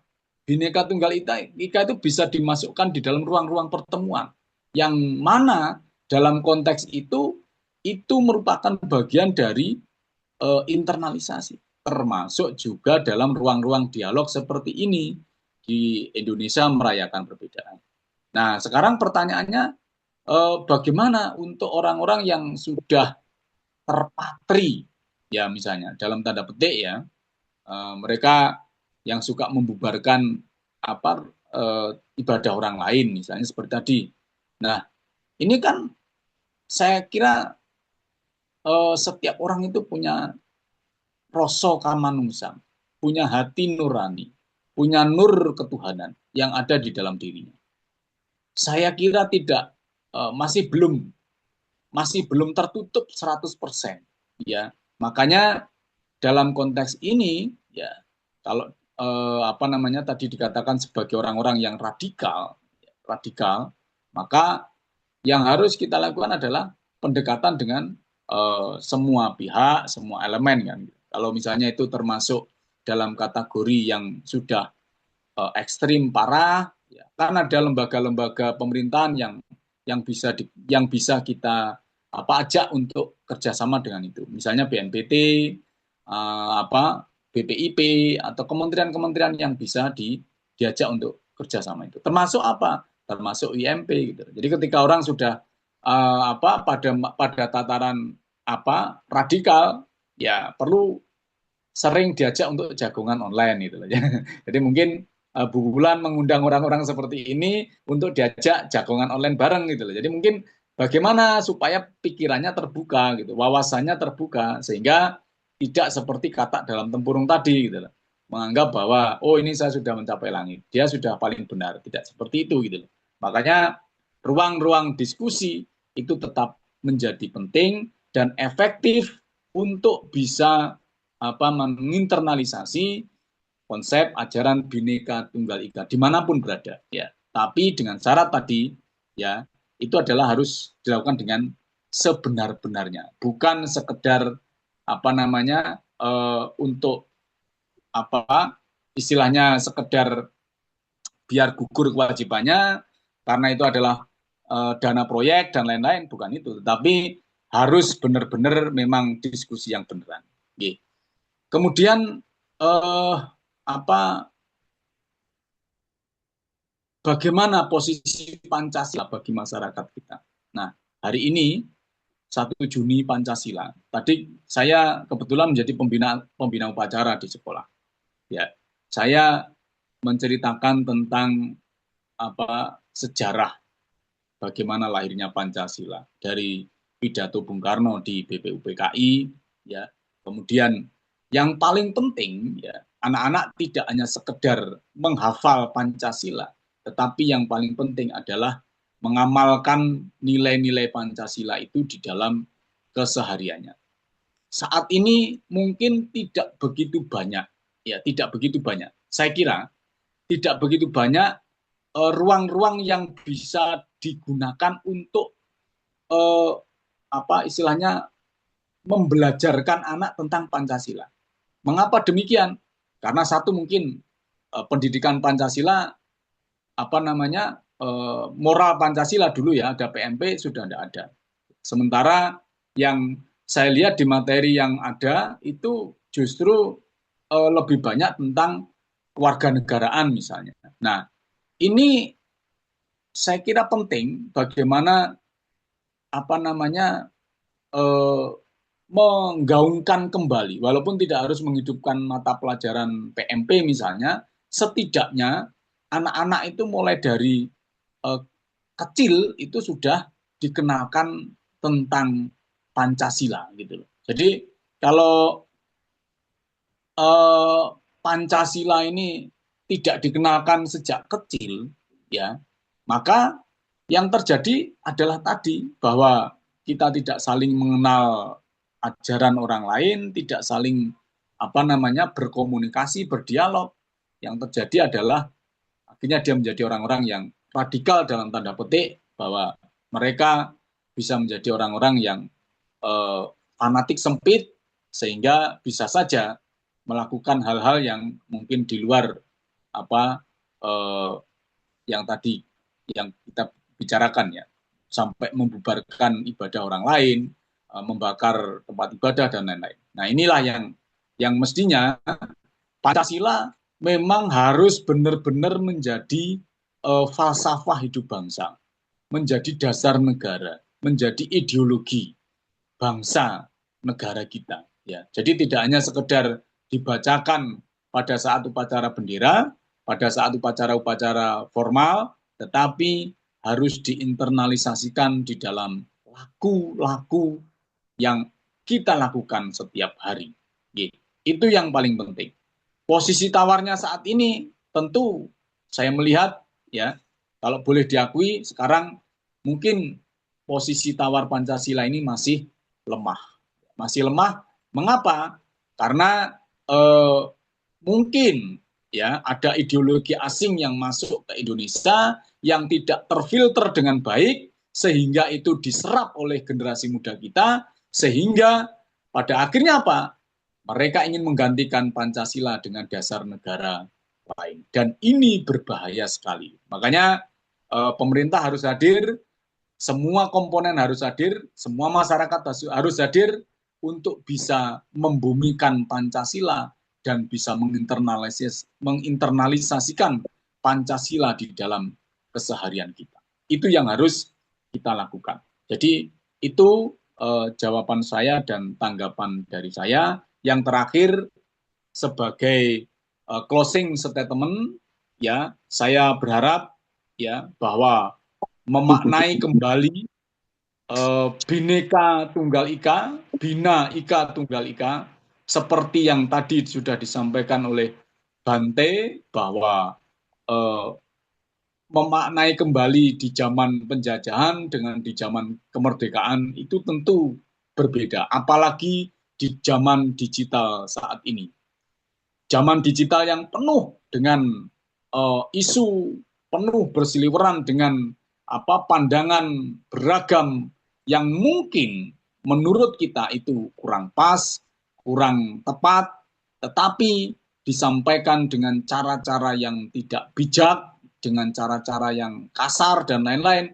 Nah, inilah yang harusnya kita sepakat bahwa dengan Bhinneka Tunggal Ika, dengan semangat Bhinneka Tunggal Ika, mari kita terus gaungkan semangat kebersamaan di dalam semua perbedaan. Karena sesungguhnya perbedaan itu indah dan Indonesia butuh merayakan perbedaan. Oleh karena itu, melalui semangat Bhinneka Tunggal Ika itu, mari kita kuatkan kembali jati diri bangsa Indonesia, yaitu dasar negara kita, ideologi kita, Pancasila. Apalagi ini adalah momentum Hari Pancasila, hari lahirnya Pancasila, sehingga di dalam hati kita, di dalam keseharian kita, memang benar-benar tercerminkan nilai-nilai Pancasila yang sudah diwariskan oleh para leluhur kita. Semoga apa yang saya sampaikan ini bermanfaat, dan mohon maaf atas segala kekurangan, termasuk tadi ada gangguan teknis pada saat saya masuk, sehingga saya sempat terlambat untuk masuk ke Zoom. Dan saya juga mengucapkan selamat Hari Trisuci Waisak untuk teman-teman yang beragama Buddha, selamat berkurban untuk teman-teman yang beragama Islam, dan selamat hari lahir Pancasila. Pancasila Jaya, salam Pancasila, salam semua saudara. Terima kasih. Salam Pancasila, salam semua saudara.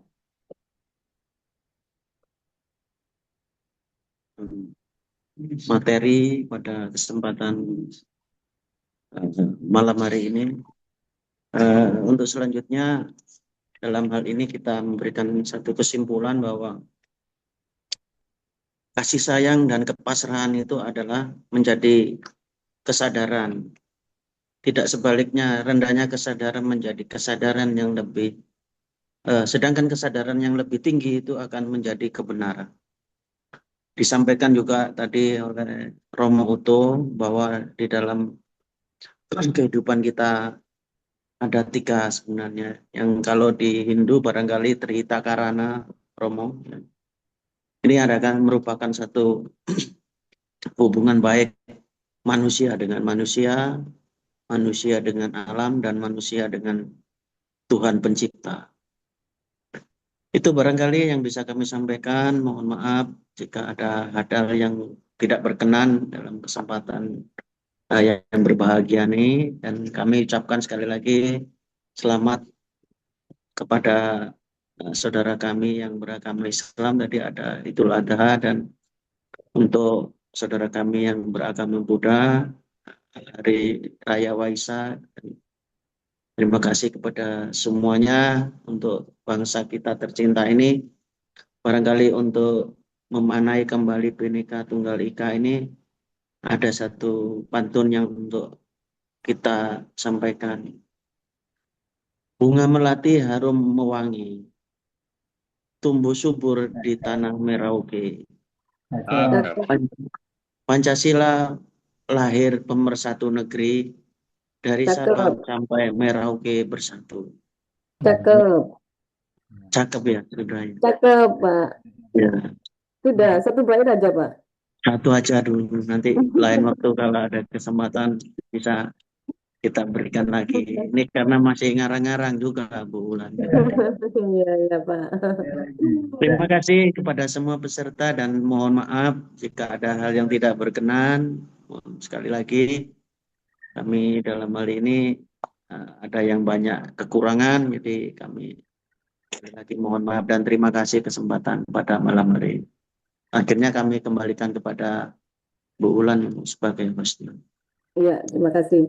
Ya, hadirin yang kami hormati, tidak terasa kita telah berada di penghujung acara jagongan online bersama IMP malam hari ini, dan sangat seru sekali diskusi kita, gayung sekali ya, dari perjumpaan kita yang hangat dan penuh makna ini, kita kembali diingatkan bahwa perbedaan, baik itu perbedaan agama, budaya, keyakinan, cara pandang, itu bukan alasan untuk kita saling menjauh, tetapi justru itu kesempatan kita untuk saling mengenal, saling mengerti, dan bahkan merayakan perbedaan. Dan pada malam hari ini yang bertepatan dengan hari lahir Pancasila, tugas kita hari ini bukan hanya menghafal Pancasila seperti yang disampaikan narasumber tadi ya, tetapi bagaimana kita menghadirkannya dalam tindakan nyata.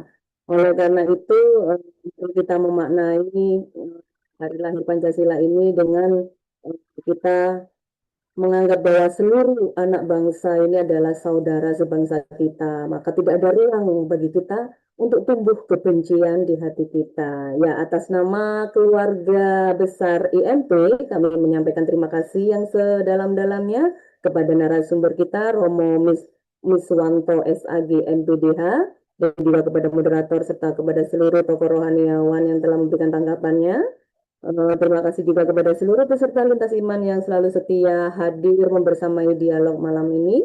Semoga yang kita peroleh malam ini bisa menjadi penyemangat kita untuk terus menjalin persaudaraan lintas iman ini ya. Kami ucapkan selamat Hari Raya Waisak bagi saudara kita umat Buddha, dan juga selamat Hari Lahir Pancasila. Sampai jumpa di Senin mendatang, dan sebagai penutup saya akan membacakan, karena ini hari istimewa ya, ini hari lahir Pancasila. Jadi kali ini saya akan bacakan, mau berapa bait Pak Adrian? 3 ya, Saya dua bait dulu ya. 3 baik katanya. Yang nanti bilang cakep ya Pak. Iya. Ya, burung merpati terbang perkasa, Betul, Pak Ulan. di dahan mulia. Selamat Hari Pancasila, Bhinneka Tunggal Ika, pemersatu bangsa Indonesia. Nah, dan bait, satu bait lagi, pergi berlari menuju Cakep. Cakep. Bhinneka Tunggal Ika, pemersatu kita. Ya, itulah dua bait pantun dari kami sebagai penutup jagongan kita malam hari ini. Sampai jumpa Senin mendatang. Wassalamualaikum dan salam semua saudara. Salam saudara. Ya, terima kasih Romo Miswanto. Terima Selamat kasih, Bu Ulan. beristirahat Bapak Ibu.